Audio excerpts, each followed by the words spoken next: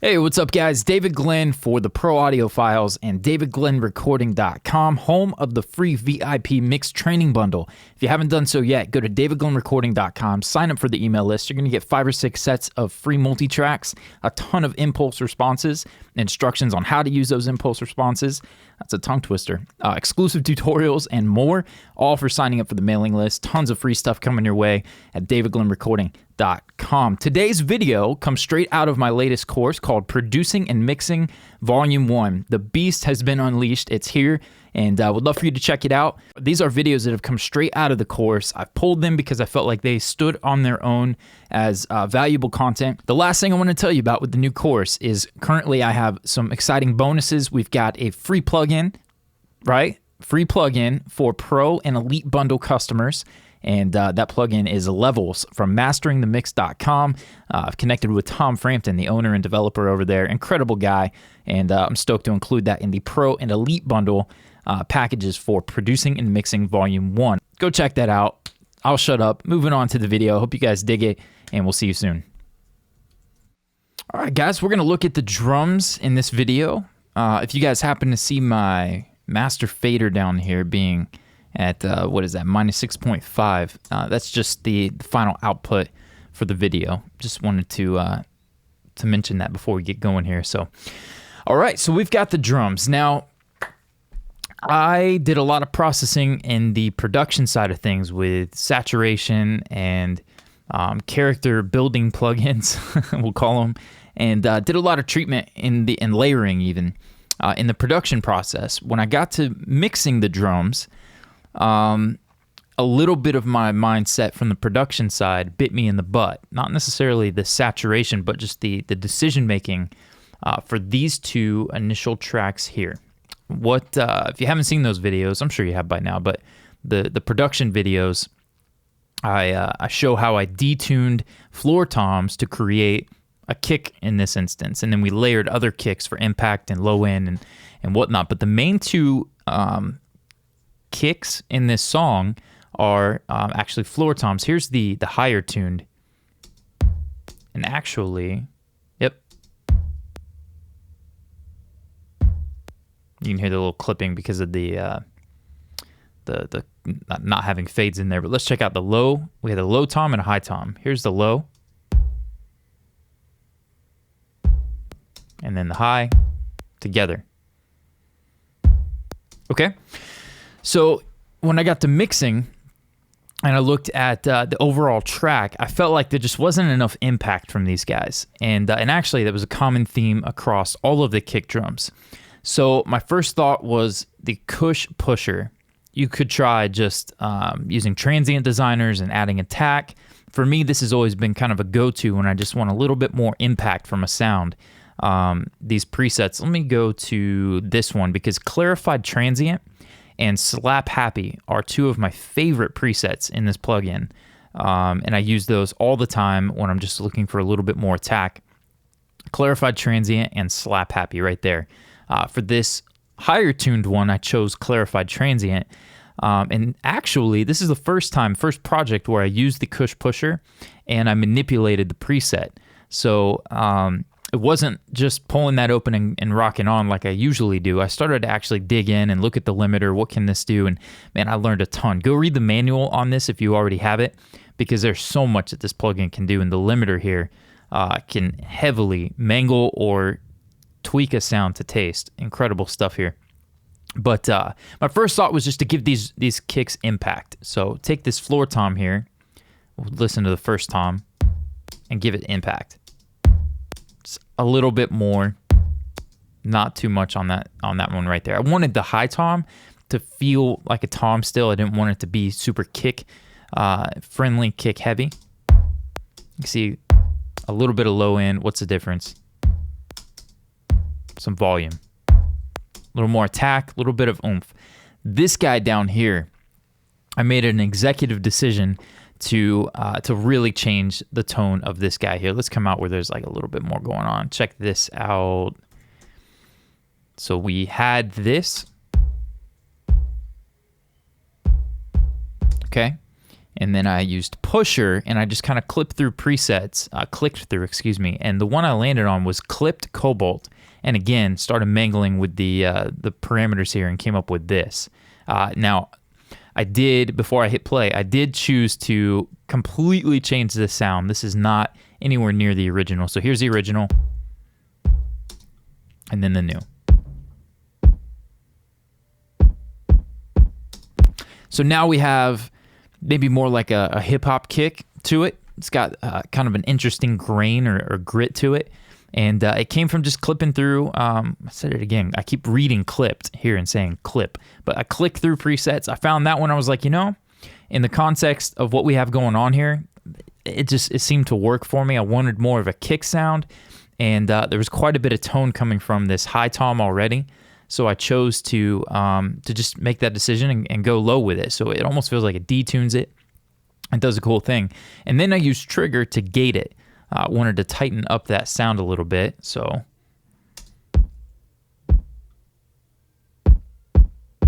nice and tight, just kind of grabs it and adds even a little bit of impact by tightening it up like that. And then to shape it as a kick drum, make it more like a kick, I took out a lot of that top. There's just something weird up there. And then I've got 2 frequencies that I boosted, some sub and some punch to this guy.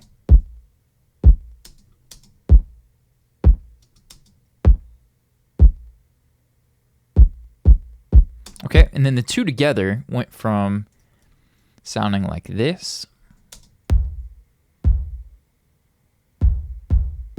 to this.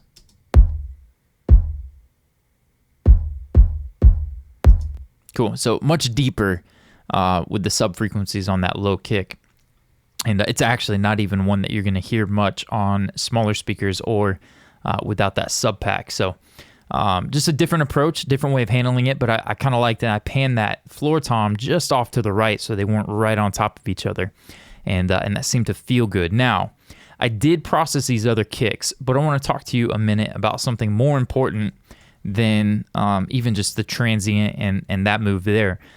These different layers, there are sometimes, like in this first hit, the dumpster kick, that super distorted, kind of extended kick that we had there, that plays at the first beat here with those 2 toms that we turned into kicks. But it doesn't play on every single one of them. And then we have this kick here, the high kick, I added for some transient. Excuse me, we'll come back to that one because that's a duplicate of the floor tom. The tape kick is what I added, and you can see out here, sometimes the tape kick will hit by with the floor tom, sometimes it'll hit with the dumpster kick. Nice little pulse to it, right? And then you have this kick top that comes in at the pre-chorus. And you can hear that sounds different than in the production phase. And the reason why each of these sound quite a bit different is because when you get to mixing, I found that the bottom end was just disappearing. It was out of phase. There was a weirdness going on down there. It wasn't punching the way that I needed it to. So once I added pusher to a couple of these and I started listening, the attack was just almost disappearing when I blended in these other kicks. So the biggest, most important thing to take away from this right here in the drums is going to be checking and making sure that your kick drums are in phase with each other. And when I started to do that, it made a huge, huge difference. So with this kick top, I found that I actually didn't even need, once I mixed these kicks up here, they're continuing throughout this pattern here. I didn't even need any extra low end from this guy here. It was meant to be an enhancement to the top end of the kick. So I just took it out. Came in here, I just high passed it. I don't even need it. So kept the mid-range, kept the top end, and then I gave it some attack probably. You got the Neutron Transient Designer adding some sharp attack to it. And that's all I did. So we went from not the most, bottom heavy kick, but as lightning cracks outside of my studio here, to just taking it out. But it gives an extra little layer of top end for the pre-chorus that I really like, so I kept it in. Kept it in the tune there. So how do you check, just in case you've never done this before? So once I got the pusher, got the transient the way I wanted, we reshaped that low kick, the low floor tom there, turned it into more of a kick sound. I I kind of identified what are my main sources of low end. And so it was that low kick, the floor tom, the dumpster kick, and then even the tape kick kind of added some bottom end. And you'll see Pro Q here on the tape kick is doing nothing except reversing the polarity. So I flip the phase, as you often hear. And let's see the difference between these three. Here's with the way that I've mixed it with the polarity reversed on the tape kick.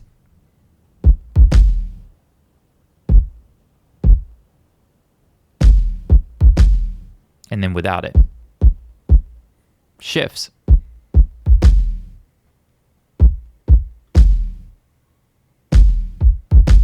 Deeper. And then we lose bottom end. So if you're not hearing that, then you may not be listening on a system where you're reproducing the low end. You may not be, you may not have a sub, you may not have headphones that can reproduce that bottom end. For me, where this was the most noticeable, and I still swear by this being an incredible tool in the studio, is my sub pack. So if you still haven't checked this out, man, holy cow. It's a little bit pricey, so I understand some of you guys maybe it's not in the budget right now, but I would definitely, if you can justify it, just go buy it. They have the chair version as well. I prefer that, just getting it right up on my back there. But Zounds, ZZOUNDS.com, and American Musical Supply will also do payment plans. That and SonarWorks, man, and I don't care, stock plugins, whatever, I can figure the rest out. But the sub pack, man, reversing the polarity, you can feel how the low end shifts from like a punchy kick to like a sub heavy kick, reversing the polarity, and then sometimes it just shifts a little bit as opposed to disappearing. Other times the low end will disappear.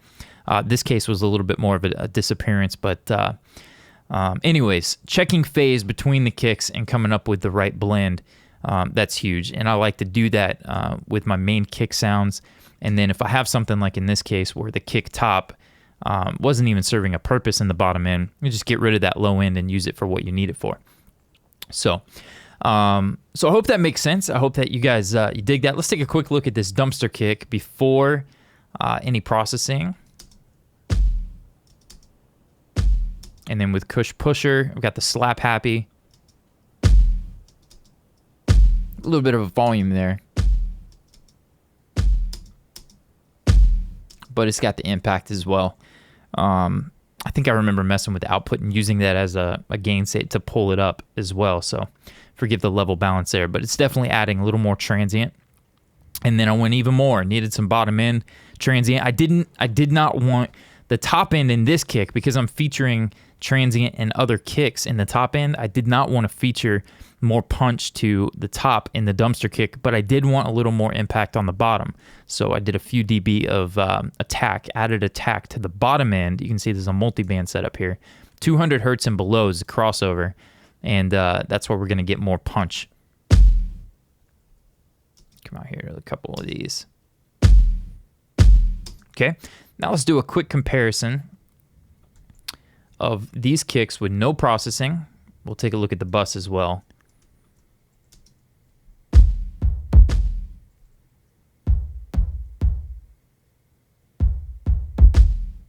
And then with it. Whoop. Now, one more time without it. And with it. So the biggest thing that I hear is it's tighter, it's punchier, and it just kind of fits the track better overall to have a little bit more attack in that kick drum from the way that I originally produced it. So that's a kick drum. I hope you dig that. The SSL, if I remember, was just a little bit of bottom, 50 hertz. As I listened back, the whole blend of all those kick drums, I needed a little bit more low end, so I did it on the bus there. All of these kicks go to the bus. I'm also sending to my my bass track and a couple of other elements the kick sidechain, so the signal's going into the sidechain and doing some compression and stuff there. And then I've got the submaster at the end of the process mixing the kick drum. It went through all drums. Here's a cool little trick. I picked this up from Bob Horn a few years ago.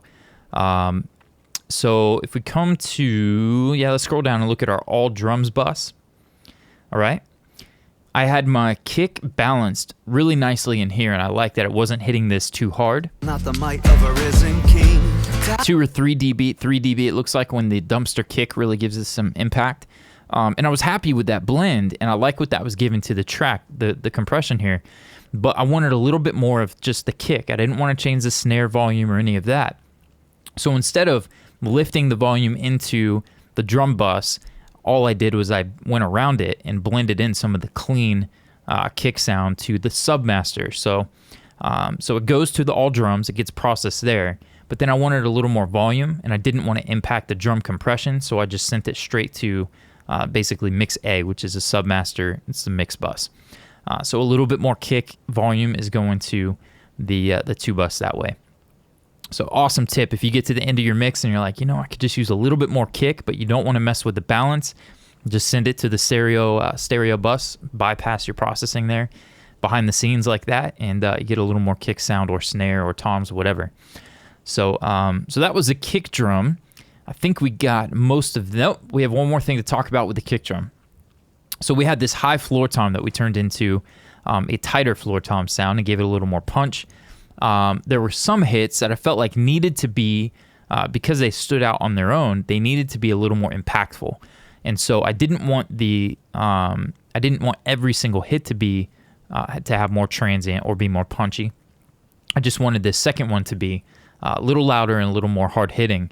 So I broke it out to its own track anytime it was by itself. So you can see here the first hit happens with the dumpster kick, the high tom, and the low tom. And I wanted it to stay balanced the way that I had it there. But then here you can see this is the only hit at that section there. So we have the first one, and then the second you can hear comes up in volume a little bit and has a little bit more attack. So you can feel, it felt like it was just disappearing on me. Okay, so it kind of perks up a bit and helps fit in the track a bit better. And I did that throughout the song. So that right there is a great example. Let's mute this guy. So we're muting the duplicate that I just created. And let's put it back up here. So here's without what I just did.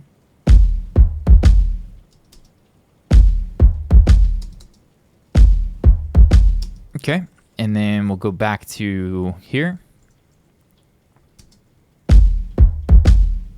Just a little more impact. It's subtle, but it just kind of pushes forward a bit. All right, so moving on from the kick, let's take a look at some of these other tracks. Some of them didn't get touched, really. You've got the rack tom, the floor tom, I just brought up in volume. We did quite a bit of that in the production phase. So these guys right here are nothing on them. Just the way that I had them. Sounds pretty cool. And then we've got this clap sound. And we got another instance of pusher. So Kush pusher drums. This is the Jerk Insanity preset. And then we had the some widening on it. Wanted it a little bit wider.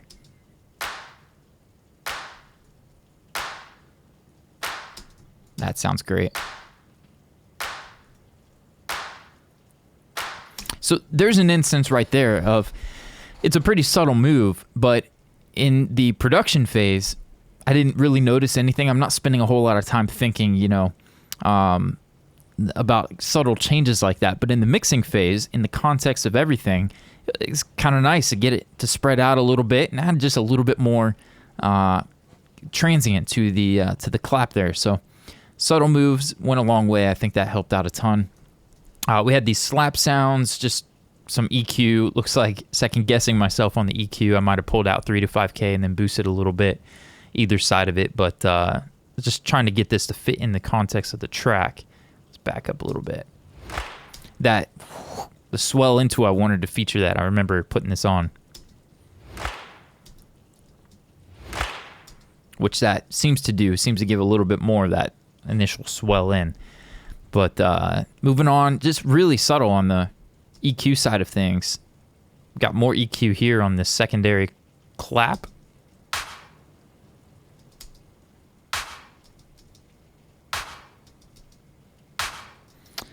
And yeah, so I hear the rain, so I think I'm going to let the storm ride out. I don't want to get too far into this and then you guys be listening to individual clap sounds and stuff like that and hear the rain.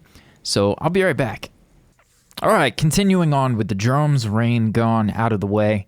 We were looking at the claps. We took a look at those. We looked at the slaps. Really nothing to most of the production stuff aside from the kick.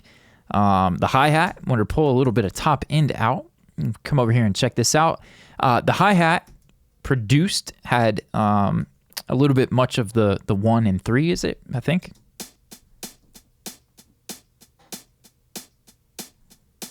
So the secondary hit there, the subdivided hits, are barely audible, and so I use Devil Lock to even those out. Here's before. Good dynamic to it, help it be a little more realistic, but then in the context of the mix, we're losing the in-betweens. So we get the but we're losing the on the end. So here we go. Botched explanation, forgive me guys, but here's Devil Lock evening it out. Without it.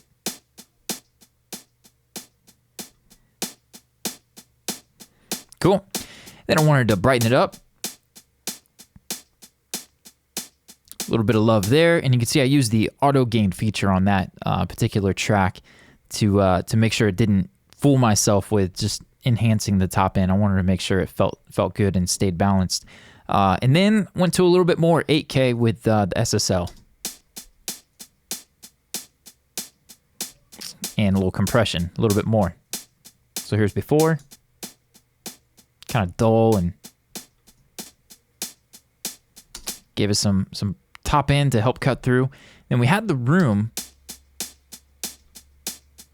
With all these lies, I need you, Lord. Without you, I can't survive. I don't think that was in, but anyways. Actually, it might have been. Oh, well, it's in there. A little bit of room sound to help kind of give it some room sound. Not to overthink it, right? Okay, so the open hat, I did the exact same thing. Gave it some top end. And I didn't need to even it out with Devil Lock, but I did want the similar processing at least with the other stuff. So just that open hat hit. And I put it on the right. A little bit weird. It usually drives me crazy for that, to have the closed hat on the left and then an open hat on the right, like what you're playing two hi-hats. But production-wise, I felt like it kind of opened up the right side of the track a little bit. Gave us something to shift the focus.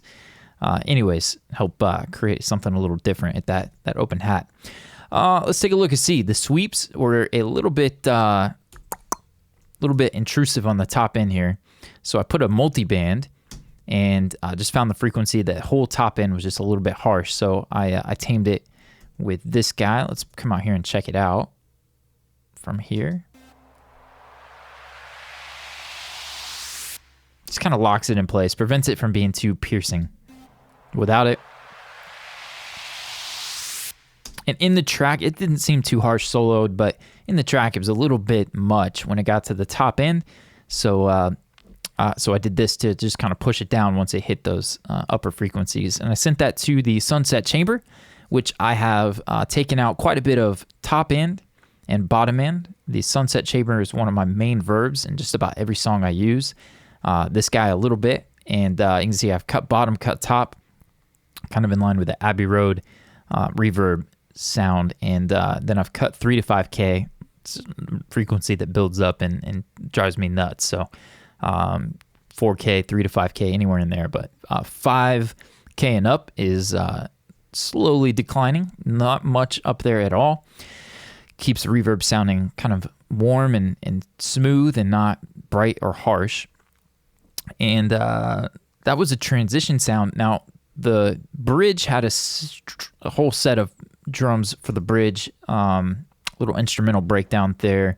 We'll take a look at that. Is there anything I missed? Really, this stuff is really straightforward. The 808, let's look at the 808, the hook. So I had, in the original production, I just quickly added some 808s, some tuned 808s, and I think it was halfway through the writing process, I was like, these kind of suck. So I went to Google was looking around. I have not produced really anything in the last however many years that involved 808. So this is kind of the first go around for me in producing an 808. And I looked up, figured out what was the best one. I can't remember the name of it, 808 Warfare or something like that. And chose those and then heavily manipulated it in the production process. So then when I got to mixing, I really just wanted to make sure I had enough low end and that I compressed against it so it stayed somewhat even. One of the notes, it kind of drops off and goes super subby. I could maybe throw R bass on here, create some upper harmonics. I don't know. I've heard this song so much, I'm ready to move on from it. But if Arthur or someone hears it and they give me some notes and say, hey, we want to get that one disappears, where to go, I may go back in and mess with it. But anyways, my first step was to throw the multiband on. I do this with a bass guitar as well. Most of the time, I will boost and compress against the lows, anywhere from 200 to 250 down, and that's what I've done here. So you could, if you don't have a multiband, I've talked about this a ton, you could duplicate the track, and on your duplicate, you could throw an EQ as your first plugin and take out all the top end, right? And then on your original, you could do the opposite. You could cut all the low end out and then just compress the snot out of the second one so that you're just compressing the bottom end. Same kind of concept there. You can just set your crossover manually with a high pass and low pass filter. But anyways, the gist of that, let's hit that 808 and see what it sounds like without the processing. And then the Pultec here was for more bottom. Yeah, so 2.5 clicks on the 20 hertz. I remember messing with this 20 and 30 hertz, and 20 just felt like it gave it more energy. It felt better down there. So here's the 808 by itself. With Arthur's distorted background vocal there. So one more time without anything, and then with it.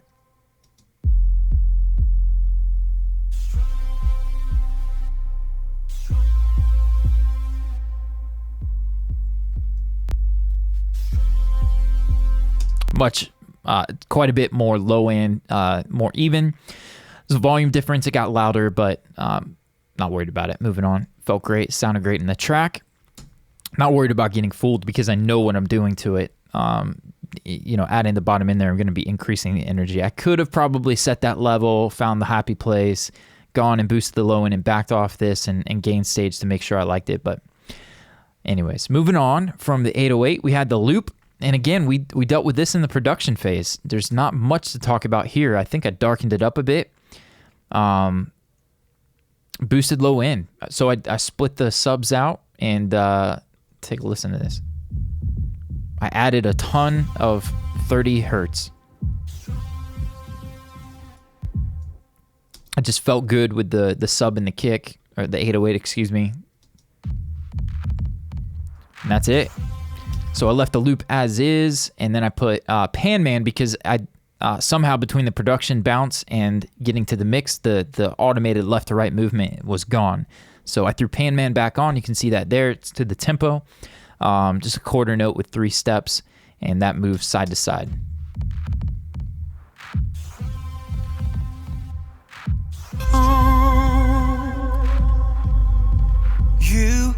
And it just kind of works with that 808 sound there. Got that decaying verb delay throw there for Arthur's voice. All right, and those were the drums. I'm looking, so, aside from having to kind of establish a vision for the kicks and the bottom end, it was pretty straightforward. A little bit of tweaking here and there, which I'm, feel pretty good about that. Getting the hat a little bit more top end for the mix and, some punch to the kick. But aside from that, man, I feel pretty good about how the production transitioned to being ready for the mix. So the beauty of a well-produced track. So the bridge kick, I put trigger on because I felt like it was getting out of control. It was a bit much, so we gated that. Here's before. Flubby just kind of extends in the bottom end, so I timed the gate to the track. Tightened it up, but still left a little bit of chunk down there. Pusher, because why not, right? Get a little bit of punch. And then some top end click. So I picked these two frequency ranges here, the 1K and then up near 6, 7K. Two frequency zones, call it, to try to find the good click. And that helped it for me cut through the track. To get that, I would just double click in here and start moving around. I was like, oh, okay, that sounds kind of good. And then I moved up top. I was like, all right, awesome, done deal. Helped it cut through the track. And I did not do that in solo. You want to make sure you got your other elements, other instruments. Let's hear that kick without the EQ in the context of...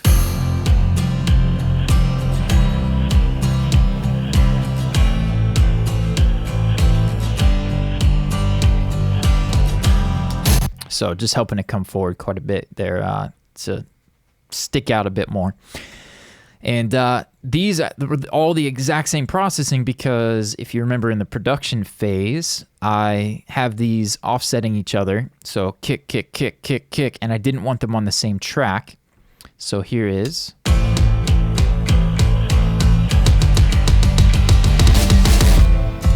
All right.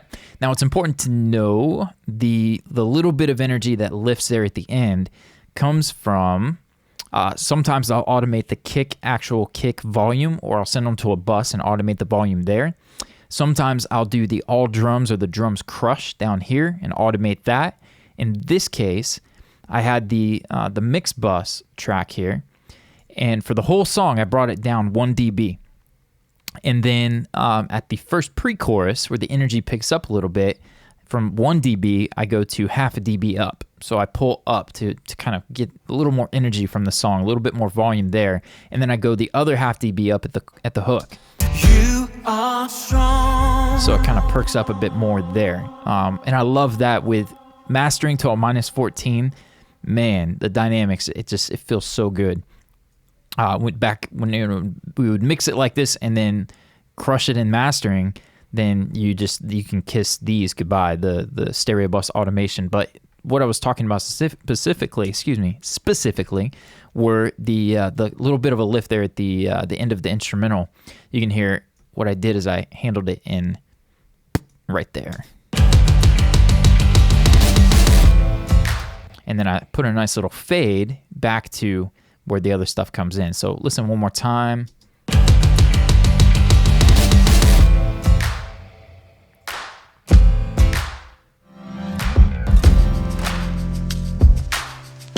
Cool. And that'll be where we hopefully can get my man Pablo on for the hip hop section there. My man Arthur also has a friend who can handle that for us. So we'll see about getting that taken care of. But anyways, let's go back up. So the bridge, I think the same thing for the snares. I just kind of tighten them up. The clap, let's see, I did something to this and that's it. I left the snares alone. Compression.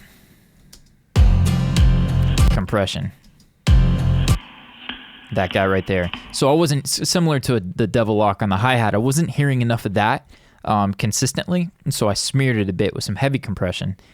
And then with the Pro Q, just brought out a little bit of that, the higher frequency, whistly kind of thing going on in this loop. Without it, it's more transient. Clap, clap. Smears it and brings up the sustain and the verb in that track. Smooths it out so that when we put the reverb, the sunset chamber there, kind of fills out a little bit more instead of being tacky. And that was that for the drums. Man, I love it, man. Seeing not too many plugins, having a purpose for the plugins we use. So, all right, moving on. Let's tell you what, let's move to the next video. We're going to talk about the bass. I'm going to break this down. Pretty straightforward. I did something that I haven't done before. I bought the Eddie Kramer from Waves, and you know what? We'll look at that in the next video.